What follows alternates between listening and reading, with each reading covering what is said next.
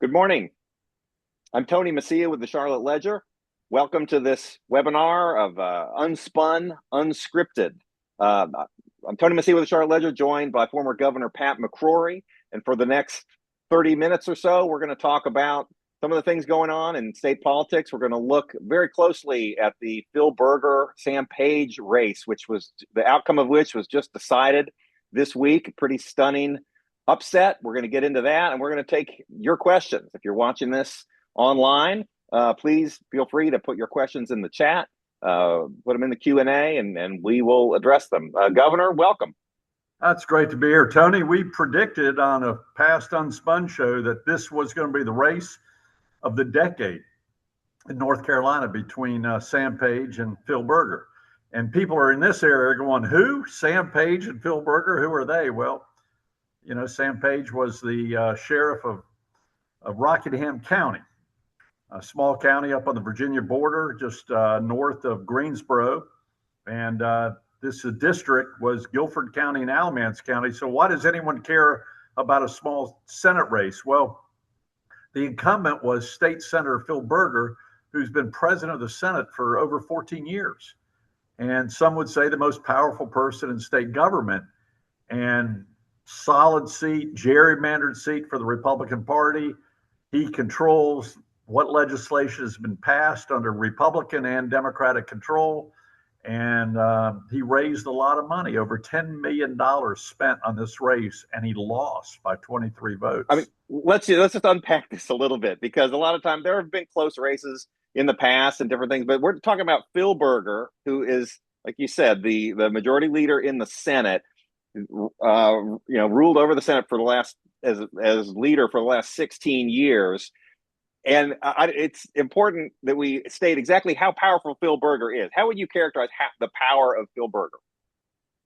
He controlled whether legislation passed or not in North Carolina during the last 14 years. And during his tenure, he kept trying to take more power away from the executive branch. In fact, when I was governor, I had to sue Phil Berger because he was trying to take away more authority of the governor and pass it to him in the legislative branch. And we had a case called Berger versus McCrory. I happened to win that case, but there were a lot of scars. And we were in the same party.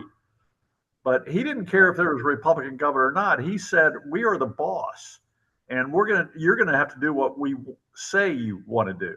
And so there was a constant fight regarding who has the authority regarding separation of powers. We're seeing a little bit of that in DC between Trump and the Congress right now, between executive powers and congressional powers. Well, that's what Phil kind of liked to have.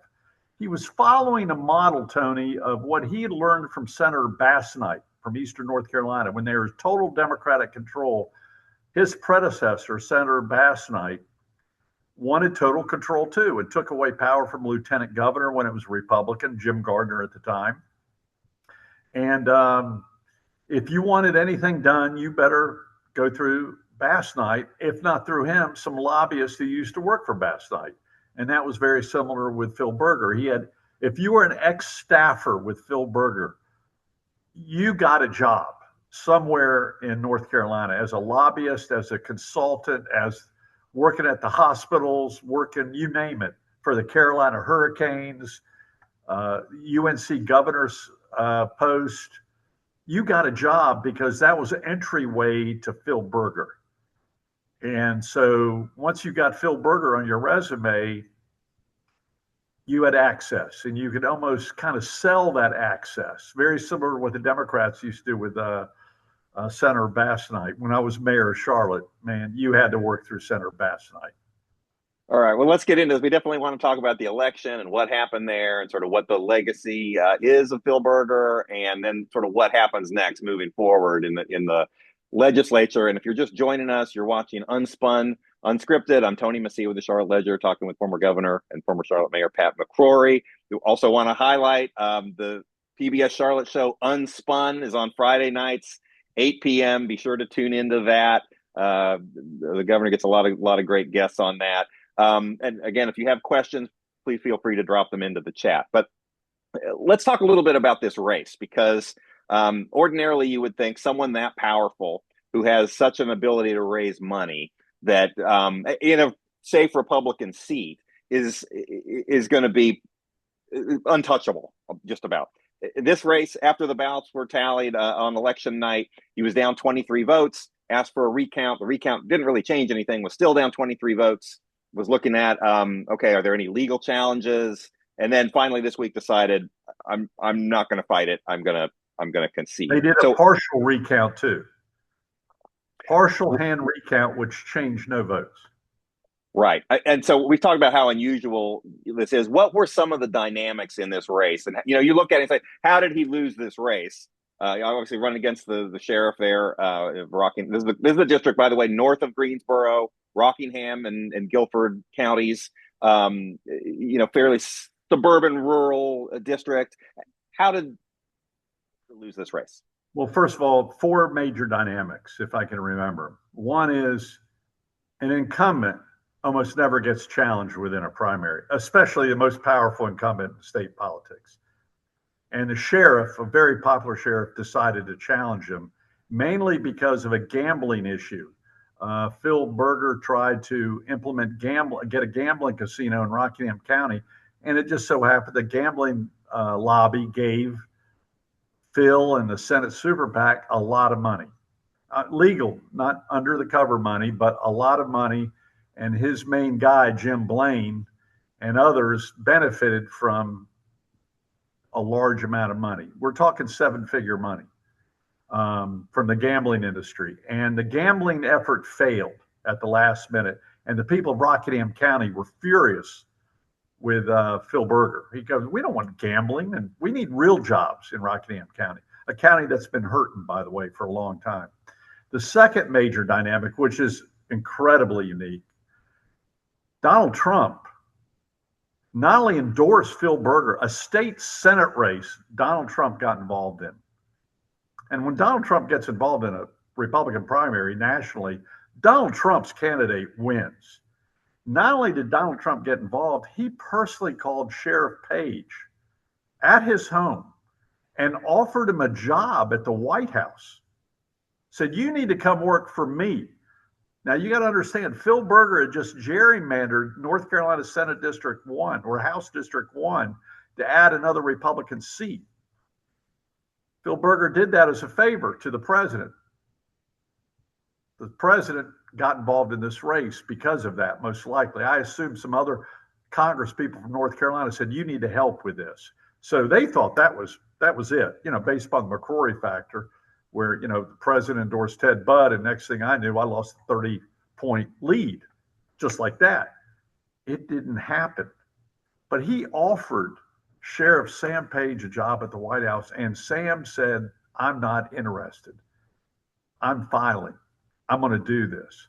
I mean, that's unheard of. He even had the personnel department from the White House call him up a week later and said, hey, what are you going to do? And he said, I haven't changed my mind.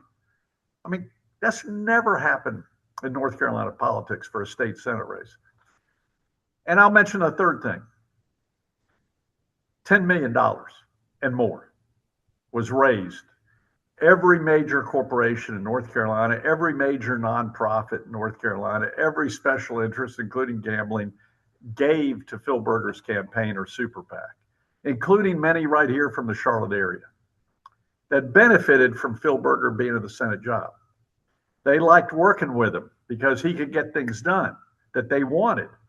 They knew how to work with him. And they didn't want to get on the bad side of him either.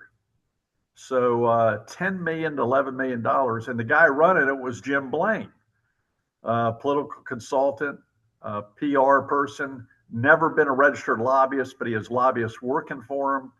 Many people say he makes well into 7 figures. He used to drive for Phil Berger back in the day, young driver. So he was one of the people who benefited from having access to Phil Berger. And Blaine and a guy named from Charlotte, Larry Sheehan, very influential political consultant, lawyer in North Mecklenburg. He was treasurer of this effort. And they spent 10 and more on this race. And the most malicious ads that we never saw in Charlotte, but in Greensboro, they saw the ads. I mean, if you would have seen an ad, you would have never voted for Sheriff Sam Page. And the people in Guilford County voted 2-1 against him But the people in Rockingham County voted 2-1 for Sam Page because the commercials had no impact on him because they knew Sam Page. Those are four things. All right, there's a lot to unpack there, and you mentioned the Trump endorsement of Senator Berger. Does this, everybody, particularly in Washington, always like to try to read the tea leaves on these sorts of things. Does this signal trouble for Republicans in the midterms, in that you had a president, like you say, very unusual, get involved in a state Senate race, but backs the losing candidate? Is that a referendum on Trump? Are we going to see a big anti-Trump wave this year in the election? Well, we haven't seen it. The primaries are over. So this was usually the wave in the primary. In the general election, yeah, there's no doubt the numbers are impacting other candidates with President Trump. And the question will be, will they use President Trump on the campaign trail? But many are in office because they got endorsed by President Trump. But this is a state Senate race. And maybe we've learned the local issues mean even more than the president of the United States, like gambling. It's a very conservative community, big churchgoers, very religious. They don't want gambling. And by the way, the Berger family, his son is on the Supreme Court, and his other son's chairman of the county commission in Rockingham County. Can I ask you, Governor, how hard is it in something like this? The margin was so razor thin, 23 votes. How hard is it? Okay, I'm going to actually not contest these, because I would imagine, especially if you're surrounded by loyalists, you probably have people that are like, listen, all we need to do is we just need to pick up 23 votes. We can challenge these votes. We have things we can do. We have legal maneuvers we can do. How hard is that to say, after 16 years as majority leader, especially, I'm conceding? Well, you're asking the right guy, because I had to do that with 10,000 votes, or at the time 5,000 votes out of 4.6 million. So less than 1% of the vote. And this is in your 2016 reelection. 26 reelection against Roy Cooper, and I was declared the winner initially on TV, and then some votes came in from Durham. I had a 90,000 lead, and with less than 1% of the vote. And then some late votes came in from Durham that were supposed to be turned in at 7:30. Next thing, I'm down 5,000 votes.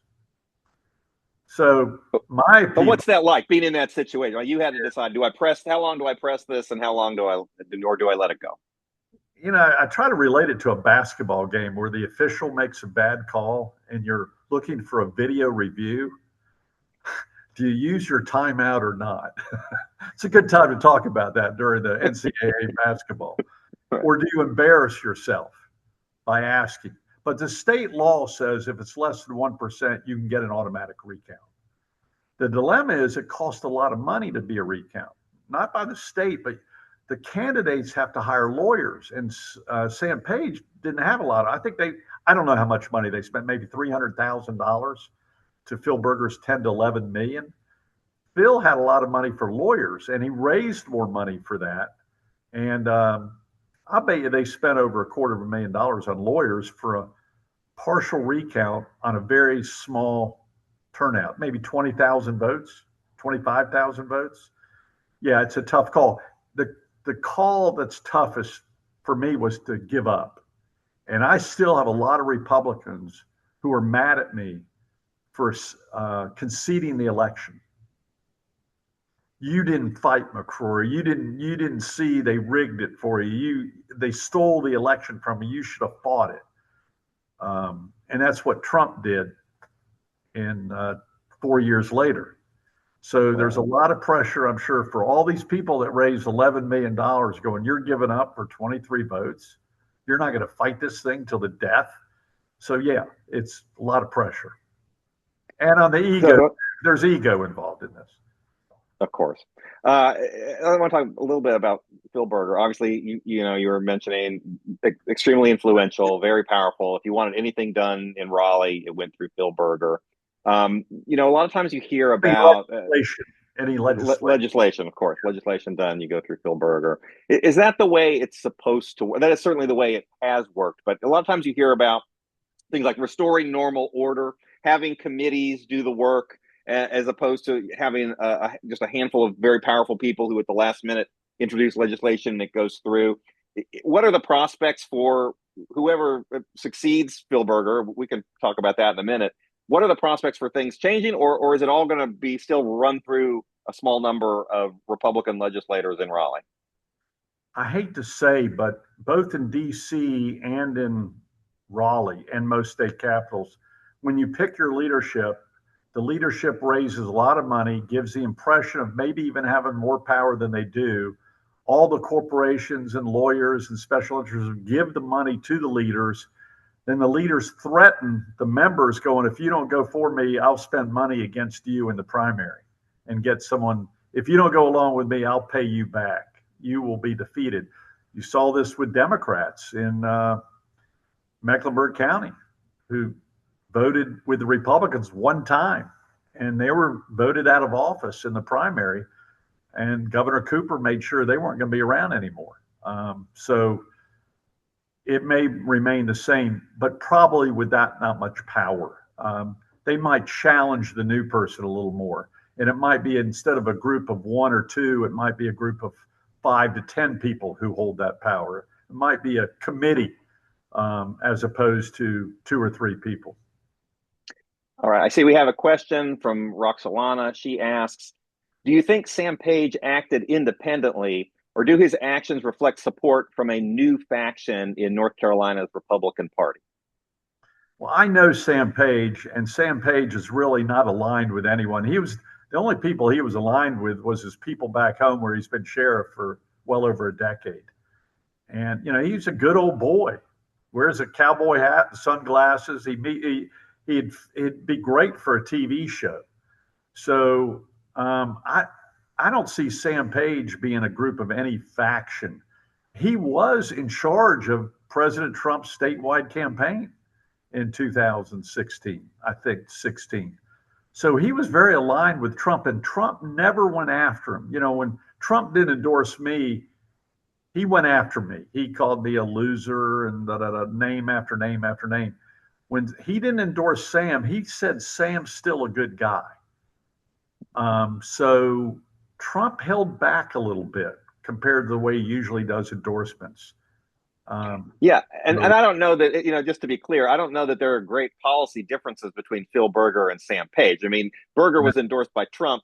Sounds like sort of for political reasons. But I think if you put them on the issues, other than the gambling issue you're talking about, there's probably a lot more similarities than differences, right? I would probably agree. Although Sam also talked about teacher pay raises.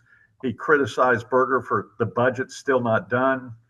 He criticized Berger for losing touch with the people of Rockingham County, where we never see him. He spent all his time in Raleigh and Charlotte raising money.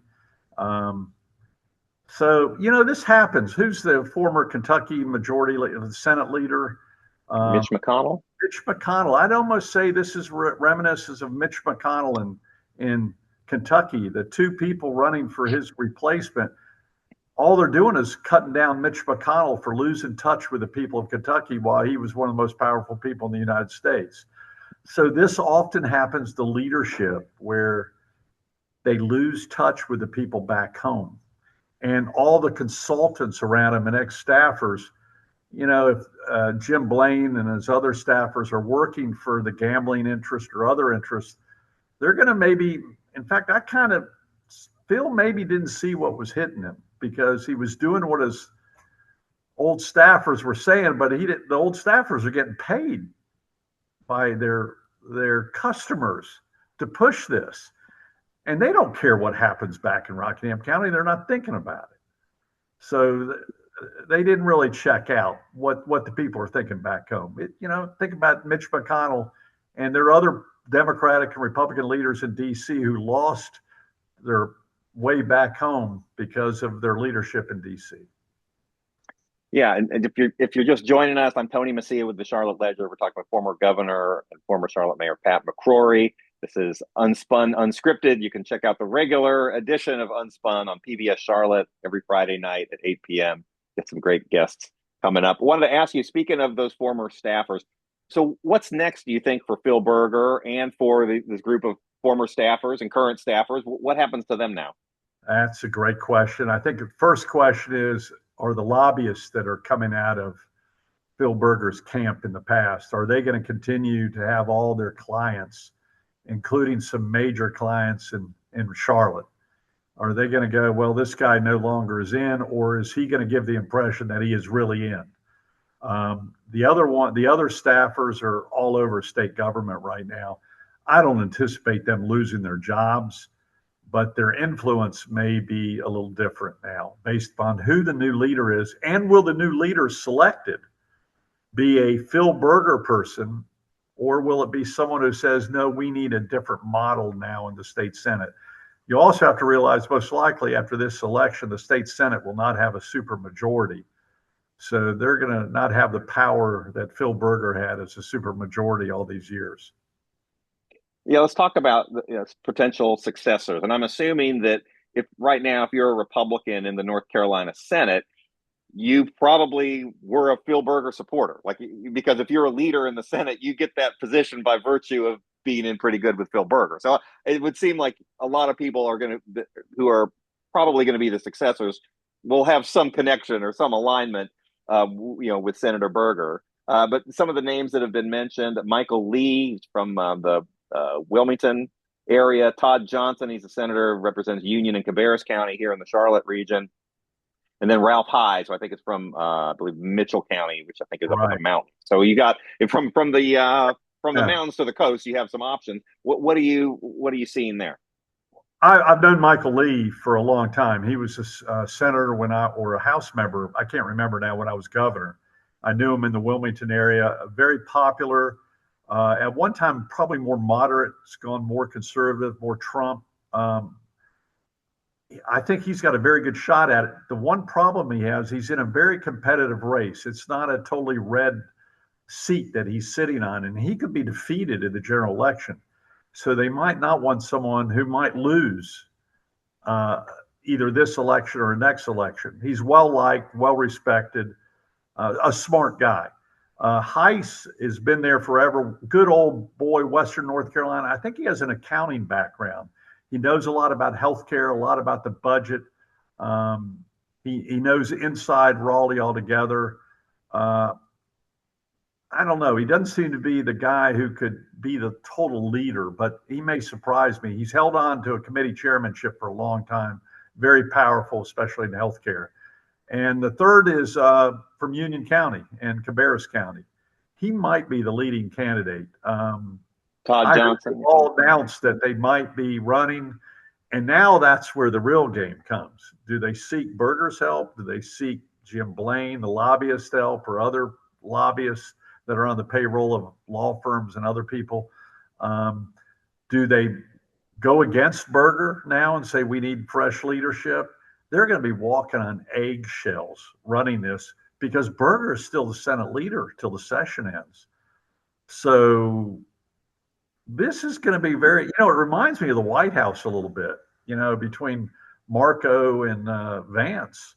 What point in time do they start running for president? Or if they start too early, will the president go, what the heck are you doing? I still got 3 years to go. Yeah. So do you see Berger remaining as majority leader through the end of his term? Or is he kind of a lame duck status now where maybe he doesn't have that power? It's probably lame duck, but I don't see them kicking Berger out. No, I don't. And I got to listen.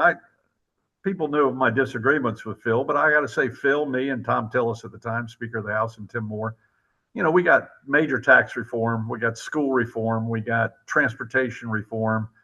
We reduced a $2 billion deficit together. We got bonds passed for community colleges, universities, transportation money. We did a lot, gave the largest teacher pay raises. So in one way, I worked very well with Phil Berger. He's the best poker player I've ever seen in my life. He never would show his cards.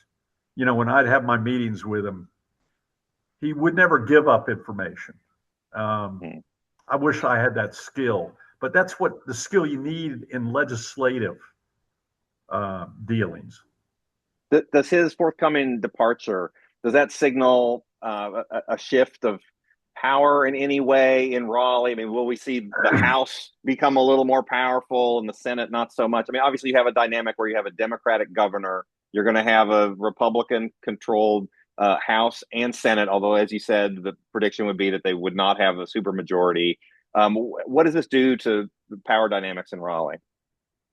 I think it could make the House more powerful, and the House has always been rather subservient to the Senate, which always has made them mad. When I was governor, Tim Moore against Phil Berger. Phil Berger, many would say would just, he was the leader, and the House members would.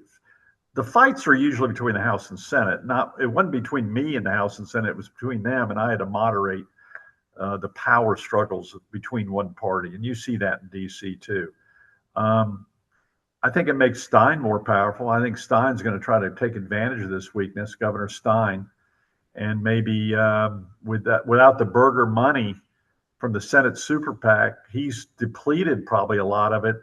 The Democrats might say, we got a chance maybe to even swing the House or Senate, and or at least at a minimum, not give them the super majority, which increases the power of the governor. All right, we have a question here in the chat from D Force. I don't know if that's actual name or if that's a reference to Delta Force and Chuck Norris. May he rest in peace. But the question is there a future for people to enter politics that have integrity and a backbone? Or will parties only support individuals who will do what they are told to do, regardless of their personal beliefs? DC indicates only the latter. Well, I'll tell you this. I think most people who run for office get into office with integrity and idealism. And then when they get in, especially in the legislature, they realize the rules are set. And this is where I think the two-party system has failed. I try not to give my political opinion on this show, but more of a political analyst. But the dilemma with the two-party system is in the legislature, if you don't get along with either party, you're discarded, because the party leaders determine who the chairmen are, and the committees determine what legislation goes through. And so if you don't play the game in your first 6 years and wait for seniority, you're a backbencher. And that's very disappointing. That's why you see a lot of people, the very idealistic people, tend to leave Congress after a very short time and go run for governor or mayor or something, which is a heck of a lot more fun than kissing someone's rear end in your own party that you might not respect in order to gain influence to get things you want done. Does that make sense? I think that makes a lot of sense. Even though I ran for Senate, I don't know if I would have been a good one, because I'm not the type to kiss up. Right. Well, I'm sure right now, as you know, there's a lot of conversations in Raleigh about what happens next.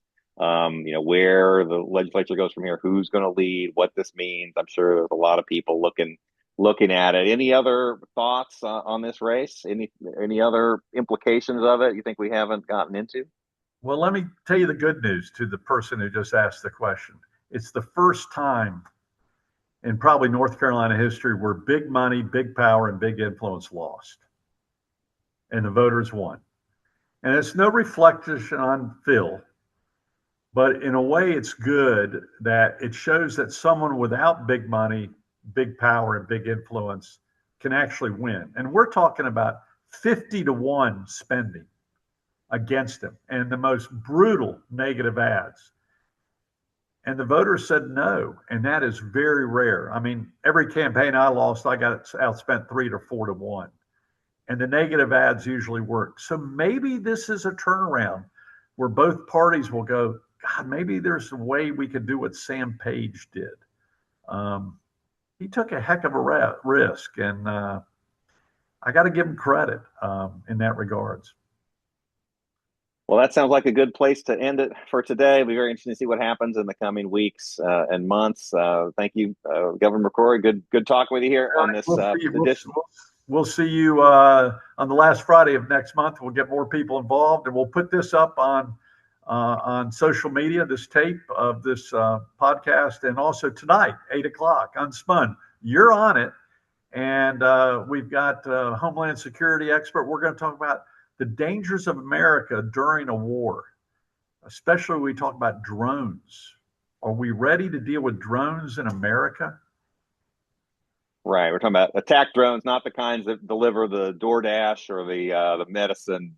We're seeing more of those. But a great conversation that you had with Chris Swecker, who's the former FBI special agent in charge here in Charlotte. Certainly knows what he's talking about. And yeah, this every Friday night at 8 p.m. A regular edition of Unspun on PBS Charlotte. I'm Tony Mecia with the Charlotte Ledger. Happy to work with PBS Charlotte and support all the great work that they do. And great conversation, Governor. Thank you for the time. Thanks, Tony. All right. Bye bye.